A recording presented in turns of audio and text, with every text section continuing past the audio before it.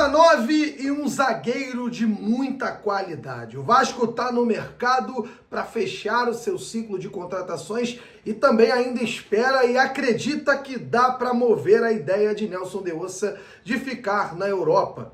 Rapaz, olha o Pedro Emanuel. Ele falou aquilo que ninguém tinha coragem sobre Marino e Inestrosa.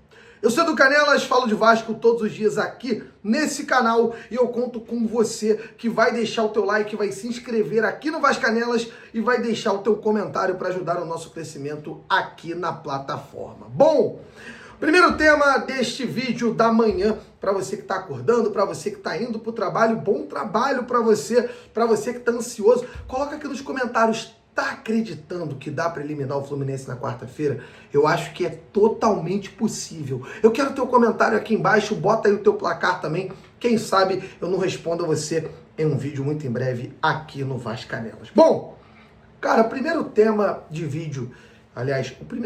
deste vídeo que eu quero conversar com você é justamente sobre Marino e Inestrosa.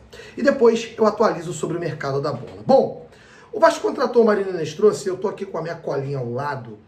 O Inestrosa custará ao Vasco numa operação total de 30 milhões de reais. Um jogador de 23 anos.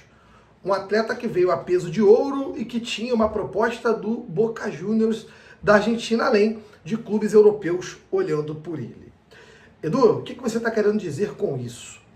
Será que é hora mesmo de abrir mão desse jogador e desfazer dele?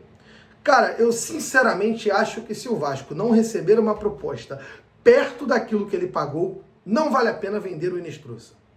Sim, ele tem sondagens. Sim, muitos clubes já buscaram informações sobre esse jogador, provando uma coisa muito simples. O Inestrosa não é esse jogador horroroso que está todo mundo pintando. Porque é uma cultura muito simples. Você simplesmente pega e fala assim: eu desisti do Inestrosa, esse eu larguei para lá, é horroroso e ponto. Mas se esquece que ele custou 30 milhões de reais ao Vasco. E que o Vasco está longe de poder ter grana para ficar rasgando por aí. E o Vasco precisa recuperar alguns atletas. O Renato saiu muito por causa disso também. Porque já tinha falado sobre a adaptação dos colombianos, tinha perdido o elenco. E o Vasco trouxe um técnico que gosta de trabalhar com jogadores jovens, um jogador que tem vontade de fazer esses atletas renderem e que acredita muito no elenco que tem. Dentro do Vasco, a classificação na próxima quarta-feira é importantíssima, porque se acredita que classificando, passando pelo Fluminense, dentro do elenco o ânimo muda, traz confiança. E muita gente acredita que muitos jogadores que hoje estão sem confiança poderão recuperar a boa fase e voltar a ser grandes atletas. Por exemplo, o Paulo Henrique fez uma ótima partida contra o Independente Medellín, deu uma assistência. No jogo contra o Fluminense ele jogou bem de novo, e só não deu uma assistência porque o Tietchan perdeu o gol. Tá vendo, Vascaíno e Vascaína, como o cara ganha confiança, o nível dele sobe? E o Pedro Emanuel entende isso com o Marino. Olha o que disse o Pedro Emanuel. Marino é um jogador jovem que na temporada passada foi fantástico. Vem com grandes expectativas, mas em muitos momentos a culpa não é só dele. A equipe também não tem ajudado. A forma como as coisas têm se desenrolado também não tem ajudado. Tem tido menos oportunidade, tem tido pouco mais dificuldade nesse sentido. Temos tentado apoiá-lo e não acredito que ele seja um desistente. Parece ser um jogador extremamente combativo, agressivo. Agora, não deixa de ser um jovem ainda, que vem de uma realidade diferente, uma cultura diferente e naturalmente quer mostrar a cada toque na bola sua qualidade. E nem sempre o futebol é assim, nem sempre a equipe pode o ajudar, mas eu quero muito mais dele. Sabe o que está querendo dizer aqui o Pedro Emanuel? Que ele acredita no Marino. E que o Marino é um jogador de qualidade que não se pode jogar no lixo. Que ele entende que por mais que o Marino até aqui tenha ido mal, o Marino pode virar um jogador importante para o Vasco. Gente, vamos relembrar algumas coisas aqui importantes, tá? Na colinha que eu coloquei aqui da nossa pauta. Primeira coisa, ele chegou no Vasco e o Vasco em nenhum momento esteve em boa fase.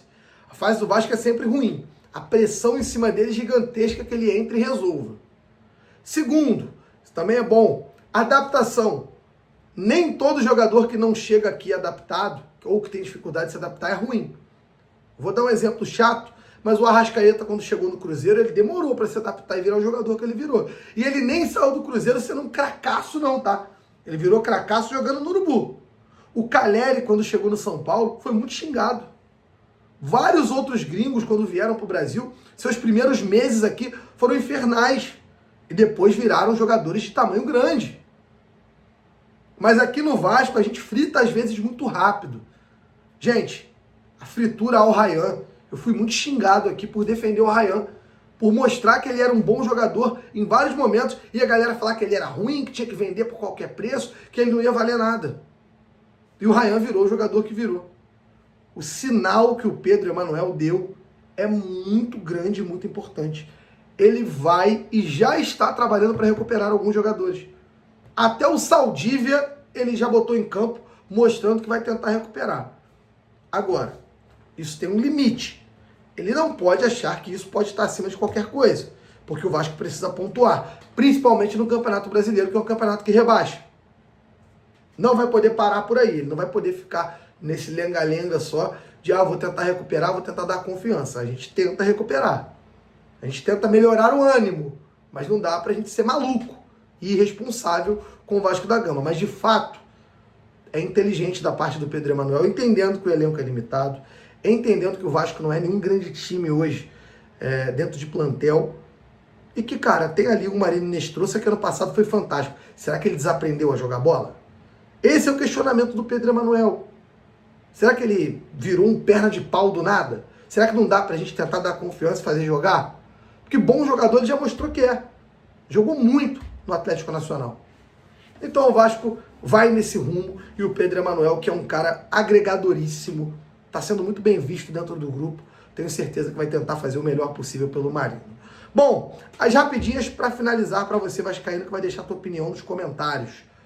Santiago Sousa, entre hoje e amanhã, vai chegar ao Rio de Janeiro. Expectativa é que ele já possa estar no Maracanã para assistir Vasco e Fluminense no estádio.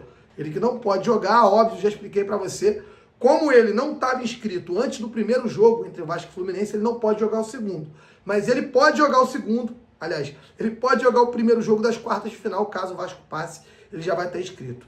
Pela Copa Sul-Americana, ele tem que estar inscrito até sexta-feira, mesmo vale para estrear no domingo. Se ele tiver inscrito no BID até sexta, ele pode jogar contra a equipe do Bahia. Em relação ao Facundo Colídio, o Vasco quer pagar pouco mais de 25 milhões de reais por 50% do atleta. O River topou conversar e as negociações estão acontecendo. Nada fechado ainda, mas entre Vasco e jogador está muito avançado. Valor de salário, luvas, tempo de contrato, o jogador está muito interessado em vir para o Vasco da Gama. O Vasco quer, ele já comunicou, inclusive, a diretoria do River Plate que quer jogar no Vasco. A coisa dentro do Vasco é tratada com muito otimismo. Ainda, o Vasco busca um camisa 9 goleador, apesar do Colídio. O Colídio não muda esse cenário. E também um grande zagueiro. O Vasco está no mercado, está buscando um camisa 3 de qualidade para jogar ao lado do Robert Renan, que seja um xerifão para subir nível de zaga, que seja ali um cara que vá acompanhar essa subida de nível do sistema defensivo junto com a chegada do Santiago Sousa. Em relação ao Nelson de Ossa, o Vasco ainda tenta convencer o jogador a vir para o Brasil, a vir para o Gigante da Colina. Caso contrário, o Vasco já tem outros nomes no mercado, mas não é um camisa 10 clássico. O Vasco busca um jogador que possa jogar em mais de uma função no meio-campo. O Vasco entende que, por ter um elenco mais limitado, o Vasco não vai buscar um jogador que cumpra uma função só. O Vasco vai buscar jogadores que cumpram pelo menos mais de uma função no meio-campo, como era o De Ossa, como é o Thiago Mendes, como é o Sousa, como é o Jair, como é ali a maioria dos jogadores que tem para a função de meio-campo. Beleza? Não esquece de se inscrever aqui no Vascanelas para muita informação e opinião de Vasco. E eu volto muito em breve. Cara, Vasco Fluminense, estarei no Maracanã. Vamos estar lá cobrindo tudo do Gigante da Colina. Valeu!